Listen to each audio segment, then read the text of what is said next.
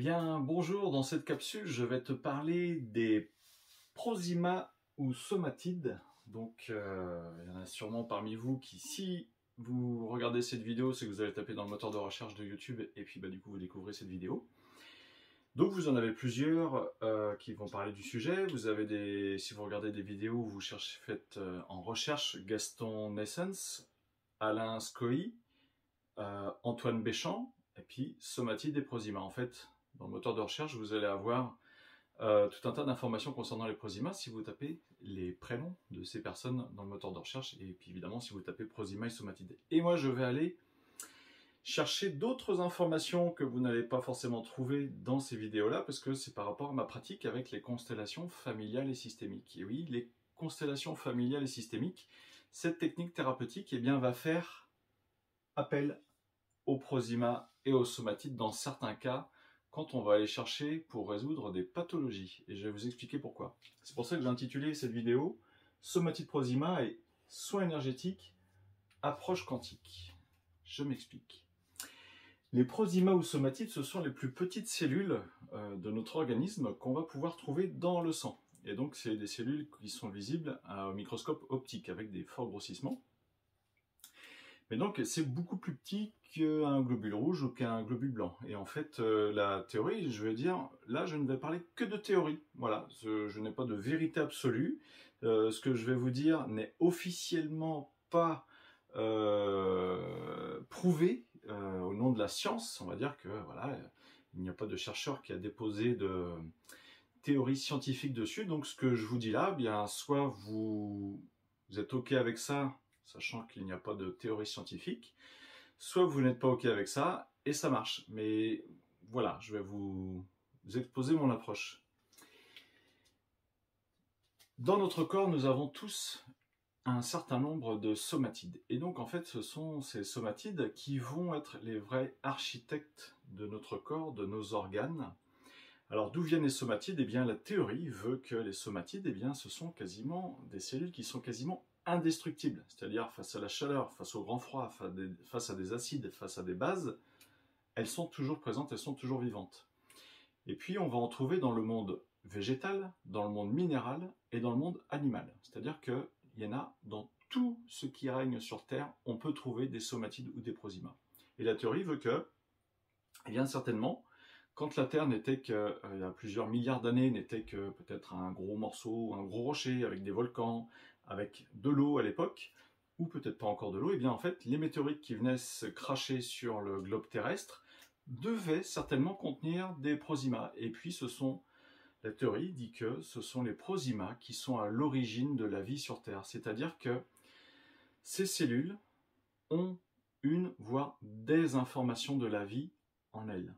C'est-à-dire que à l'intérieur d'une prosima ou d'une somatide, je vais plutôt parler de somatide, si je dessine un cercle pour représenter une somatide, à l'intérieur, on va trouver un cristal de silice.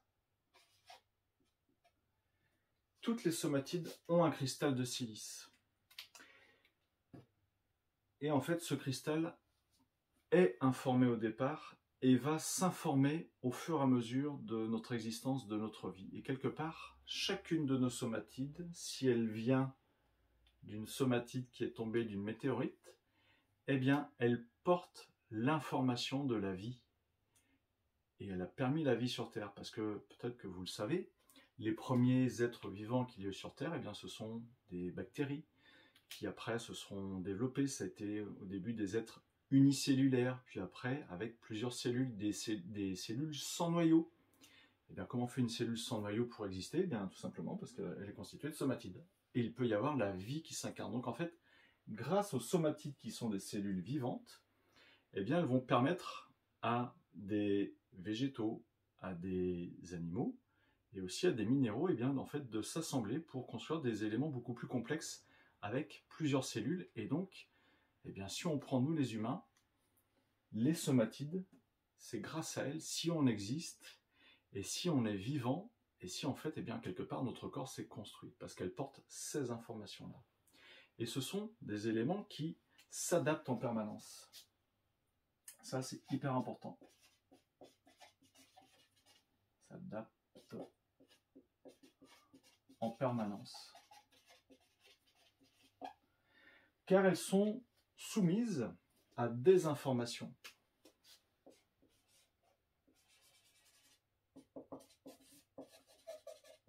Elles sont soumises à des informations sous forme vibratoire.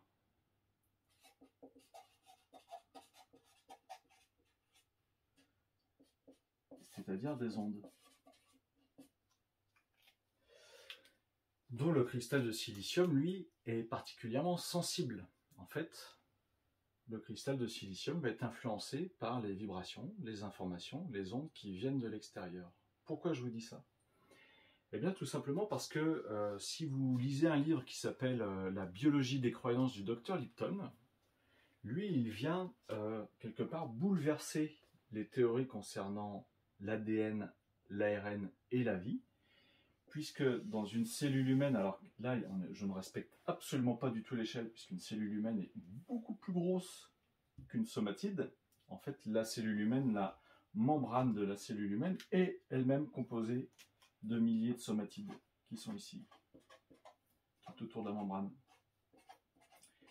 Évidemment, la cellule de la membrane n'est pas composée que de somatides, mais les somatides composent en partie la membrane d'une cellule. Et donc, à l'intérieur d'une cellule, comme vous le savez, nous allons retrouver 23 paires de chromosomes, que je vais dessiner comme ceci.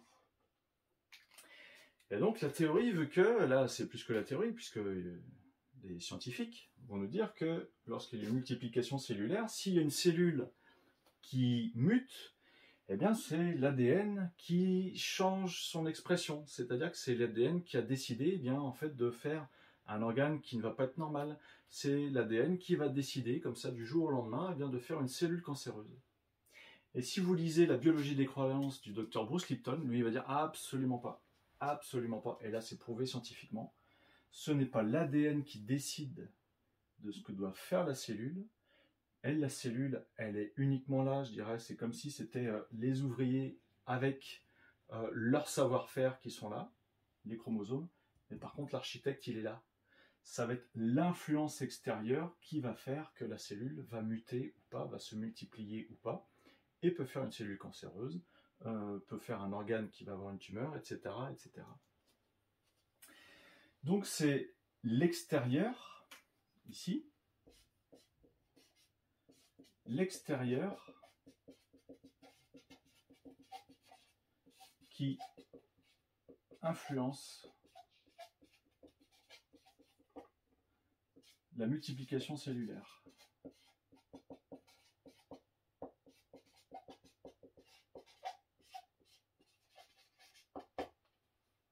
Alors déjà là, je chamboule énormément de croyances qui peuvent être dites, puisque entre les somatides et les cellules, du coup, on change carrément le paradigme de la vie.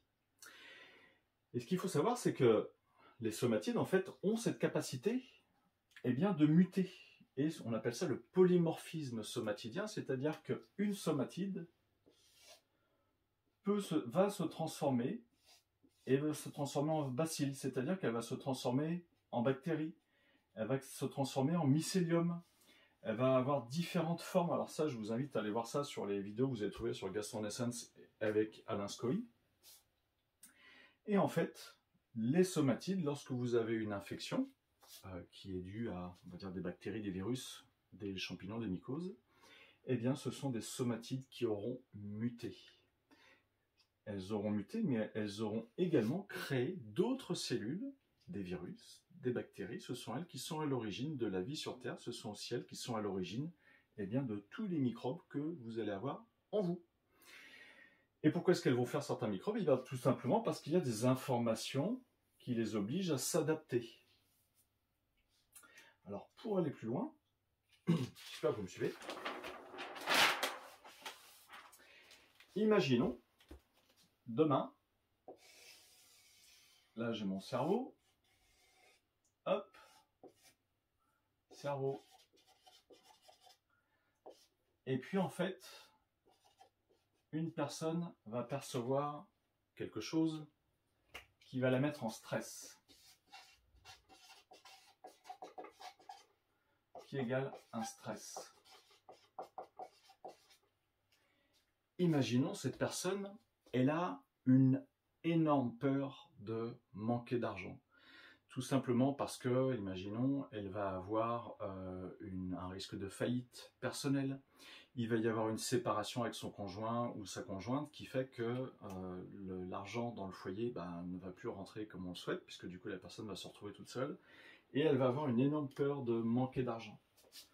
C'est manque d'argent. Eh bien, ce stress, évidemment, ça va venir directement chatouiller au niveau du cerveau. Et votre cerveau, vous avez chaque organe de votre corps qui est raccordé par des terminaisons nerveuses. Eh bien, chaque organe est raccordé ici par des terminaisons nerveuses au cerveau. Vous avez une zone du cerveau qui se situe quelque part par ici, on va dire. Et là, on va dire que cette zone-là, eh bien en fait, le stress de la peur de manquer, ça va venir directement influencer la zone du foie. Le foie est un organe qui permet de faire des réserves, entre autres. Il va sécréter évidemment de la bile, mais c'est un organe qui permet de faire d'énormes réserves en glucose. Et donc, inconsciemment, dans le programme biologique de survie des êtres vivants, si j'ai une peur de manquer, eh bien à ce moment-là, il va falloir que je fasse le maximum de réserves. Et quelle est la meilleure façon de faire des réserves? Vous allez me dire, il va faire du gras. Oui, mais dans l'urgence, c'est de emmagasiner du glucose. Et à ce moment-là, pour emmagasiner mon glucose, si j'ai mon foie qui est ici, le cerveau va indiquer au foie de emmagasiner, de faire des réserves de glucose, mais donc de se développer, d'être plus gros, de devoir emmagasiner le plus de glucose possible. On va appeler ça un cancer du foie.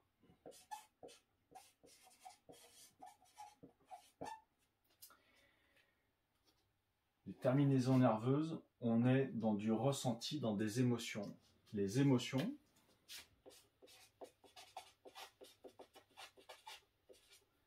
ça équivaut à de l'énergie.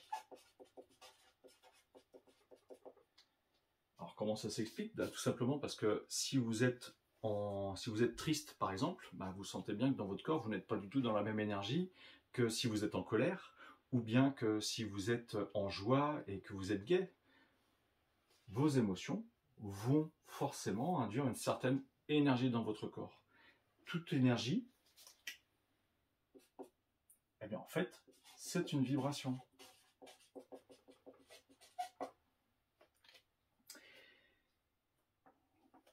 Et qui est-ce qui permet aux cellules du foie de se multiplier? Eh bien, on va retrouver nos chers somatides.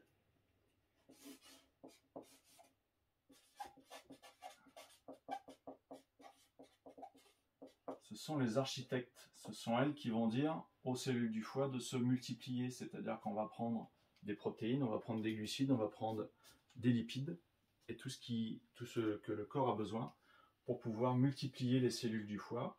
On va diagnostiquer un cancer du foie alors que c'est juste une réaction par rapport à une peur de manquer, et là on est dans un conflit actif. Mais imaginons que chez vos ancêtres, eh bien en fait, il y a eu des personnes qui ont connu des disettes, des famines, des faillites, des banqueroutes. Donc ce sont des ancêtres qui ont connu d'énormes pertes et qui ont eu énormément peur de manquer. Alors peut-être qu'elles ont fait un cancer du foie ou pas. Mais toujours est-il que dans vos somatides à vous, puisque vous êtes le fruit de vos ancêtres avaient des somatides, il y avait des somatides dans leur gamète mâle et femelle, et bien ces somatides portent cette information de peur de manquer, ou en tout cas on a manqué et on a risqué notre vie. Il y a eu un programme biologique de survie qui a fait que on a peut-être fait un cancer du foie, en tout cas on s'est senti obligé de faire des réserves. Eh bien ça va expliquer ce qu'on appelle le transgénérationnel.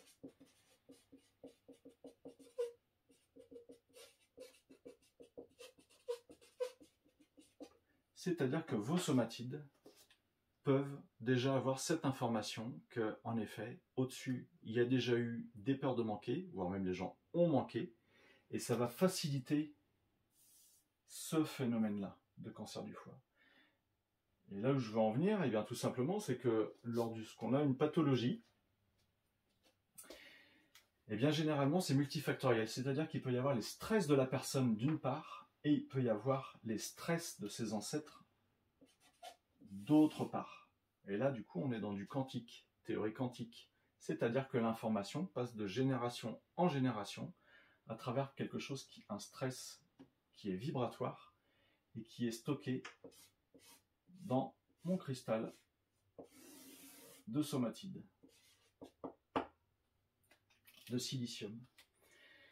Et là où c'est génial, c'est que pour déprogrammer, par exemple, je dis bien déprogrammer une pathologie, eh bien, tout simplement, lors d'une constellation familiale et systémique, on va aller chercher quel est le stress de la personne qui peut engendrer la pathologie, déprogrammer ce stress inconscient.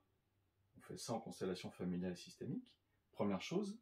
Et puis après, deuxième étape, ou première étape, peu importe, l'ordre, on s'en fiche complètement, eh bien, on va aller voir si, chez ses ancêtres, en constellation familiale systémique, eh bien, il n'y a pas eu des personnes qui, en effet, peut-être ont eu une ferme, et puis il y a eu un hiver très très sec, un hiver très très sec et très rigoureux, un été très très sec 6 mois auparavant, ce qui fait que les cultures, les récoltes ont été catastrophiques, et là, ça a été le manque total.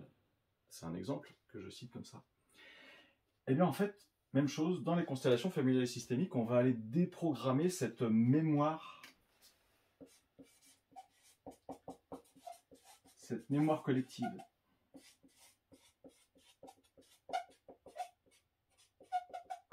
De manière à ramener de la paix. Et une fois qu'on aura fait ces deux choses-là, eh bien, si je n'ai plus la perception de stress au niveau du cerveau, eh bien déjà ici, c'est fini. Et si je déprogramme cette mémoire ancestrale, ces loyautés envers les ancêtres,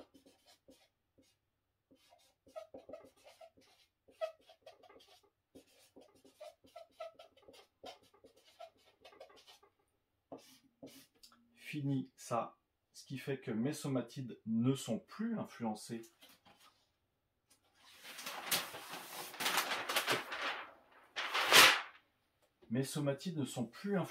par ce qui pourrait venir des ancêtres.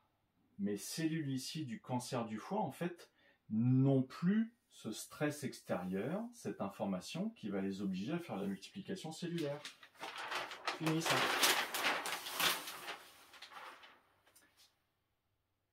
Donc le cancer du foie s'arrête. Fini. Je n'ai plus besoin de faire des réserves, ni par rapport à un stress que je pourrais ressentir, ni par rapport à une loyauté envers les ancêtres. Fini. Et on fera exactement la même chose pour toutes les pathologies, que ce soit un cancer, que ce soit une polyarthrite, que ce soit une sclérose en plaques, que ce soit, quel que soit le cancer, quelle que soit la pathologie. Si je viens déprogrammer ici mes perceptions inconscientes qui sont engrammées au niveau de mon cerveau et donc qui vont piloter des organes, la pathologie va s'arrêter. On peut aborder ça en fait sur différents plans, c'est ce qu'on appelle être du multifactoriel. Alors tant que j'y suis, je vais même aller encore plus loin. Une personne me consulte et me dit, bah voilà, on a fait ça, mais ce que je comprends pas, c'est que ça ne suffit pas. Et bien à ce moment-là, je vais lui dire, ok, on va même aller chercher dans ce qu'on appelle, attention là, on y croit pas, c'est pareil, c'est scientifiquement ce n'est pas prouvé, on est d'accord. Mais dans ce qu'on appelle le karma ou bien des vies antérieures. Et là, si vous allez voir le professeur Charbonnier avec ses expériences de TCH, donc vous pouvez trouver toutes ces informations-là soit sur YouTube, soit sur Facebook, eh bien vous allez constater qu'en effet, il y a tout un tas de personnes, des milliers et des milliers de personnes en France, qui font des expériences et qui peuvent soit aller voir des personnes qui sont, aller contacter, aller ressentir, aller visualiser des personnes qui sont décédées ou bien elles-mêmes dans des vies antérieures. Eh bien tout simplement, une vie antérieure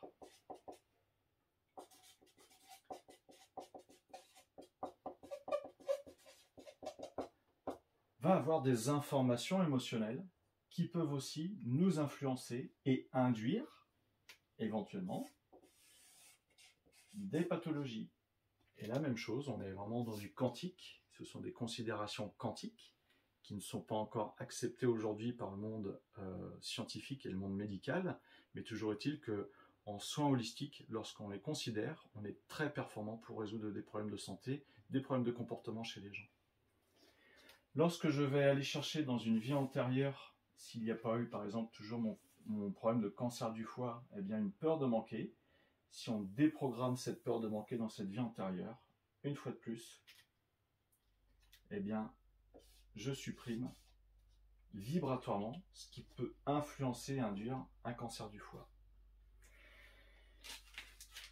Un exemple flagrant, c'est une personne qui nous consulte. Là, on était en groupe, hein. Donc du coup, c'est pas moi qui dirige, c'est moi qui dirigeais la constellation, mais une personne qui consulte parce qu'elle a polykystose rénale.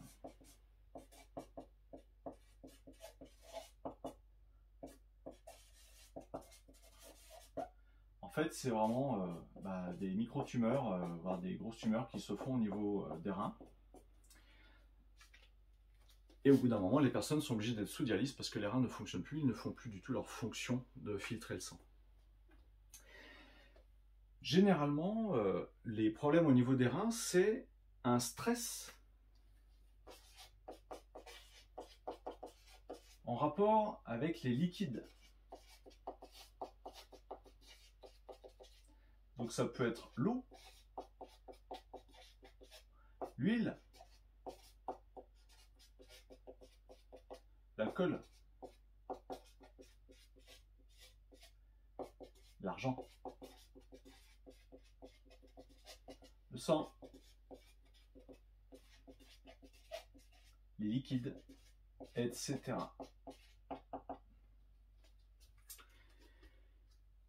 La personne nous consulte, polykystose rénale, elle nous dit moi je souffre d'une polykystose rénale, mon fils souffre d'une polykystose rénale, mes parents ont aussi polykystose rénale, j'ai les grands-parents qui sont décédés de polykystose rénale, j'ai des oncles et des tantes, toute la famille, tout le clan souffre de polykystose rénale.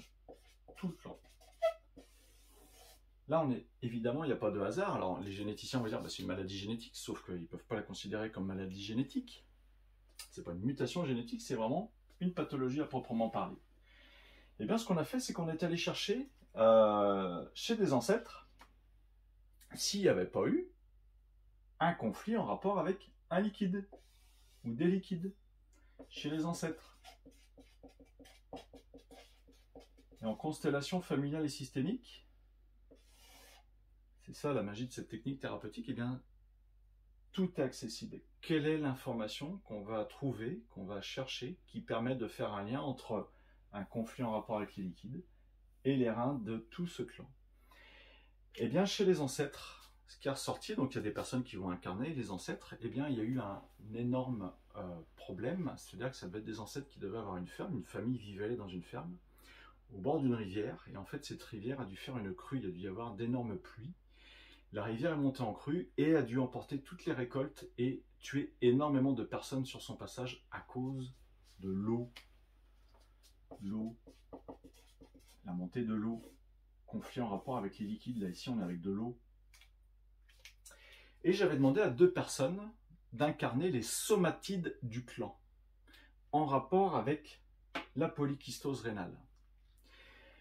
Durant la séance, on libère les ancêtres des stress qui ont été occasionnés avec la crue de l'eau, les deuils qui n'avaient pas été faits. C'est-à-dire qu'ils ont perdu leur récolte, ils ont perdu de l'argent, ils ont perdu des terrains, ils ont perdu des terres, mais ils ont perdu beaucoup de membres de leur famille.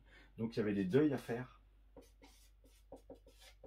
Beaucoup de deuils à faire que portaient les ancêtres. Et en fait, cela entraînait des polykystoses rénales chez tout un tas de personnes dans le clan.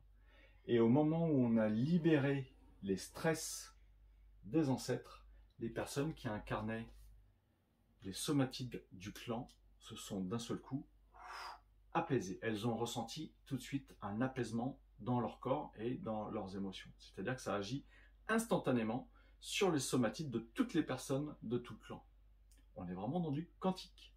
Et c'est toujours pas scientifiquement prouvé. Donc on peut déprogrammer sans problème des pathologies qui seraient liées en effet à des ancêtres. Une autre personne était venue aussi une fois lors d'une constellation en groupe, je l'avais invitée lors d'une formation que j'organisais. Elle aussi, elle avait un problème de... Alors, c'était pas polykystose rénale, il y avait une autre pathologie au niveau des reins, mais elle-même, en fait, elle allait être dialysée jusqu'à la fin de ses jours. C'était une personne qui est originaire d'Asie.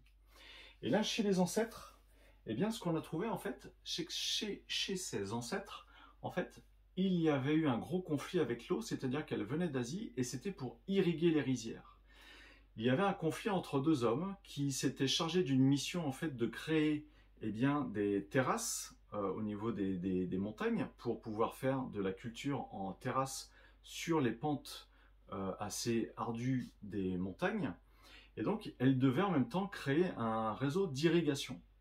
Sauf qu'il y a dû y avoir des envahisseurs et en fait, elles n'ont pas pu créer ces réseaux d'irrigation, ce qui fait que ça a certainement dû entraîner peut-être des famines ou en tout cas des problèmes pour s'alimenter auprès du village, auprès des générations futures. Là aussi, on avait un conflit avec l'eau, l'incapacité à pouvoir gérer l'eau, à pouvoir gérer le flux de l'eau. Polykystose rénale, et bien en fait le rein n'arrive plus à gérer le flux de liquide. Voilà, je voulais vous faire cette capsule pour vous présenter en fait quelque chose qui n'est quasiment jamais évoqué, puisque ça peut paraître complètement farfelu, complètement stupide, complètement idiot, je le reconnais, mais toujours est-il que ça fait partie de la magie des constellations familiales, de ce qu'on peut apporter, de ce qu'on peut aborder en constellation familiale et systémique. Et là, je parle vraiment de quelque chose qui est, je dirais, jusqu'au boutiste dans cette technique thérapeutique. Alors n'hésitez pas à consulter les autres vidéos que je propose sur ma chaîne YouTube. Je vous invite aussi en effet à aller voir que ce soit Alain Scoï, Gaston Nessens, Antoine Béchamp au sujet des somatides et des soins quantiques qui peuvent être pratiqués. Si vous avez envie de liker la vidéo, eh bien, je vous invite vivement à le faire. Si vous avez envie de vous abonner, eh bien, n'hésitez pas. Si vous avez envie de laisser un commentaire, eh bien, vous y êtes tout à fait invité parce qu'en fait, ça permet vraiment le référencement des vidéos sur ma chaîne et notamment le référencement de cette vidéo-ci. Je vous souhaite une excellente journée et puis peut-être à très bientôt lors d'autres vidéos. Et merci à vous de m'avoir regardé jusque-là.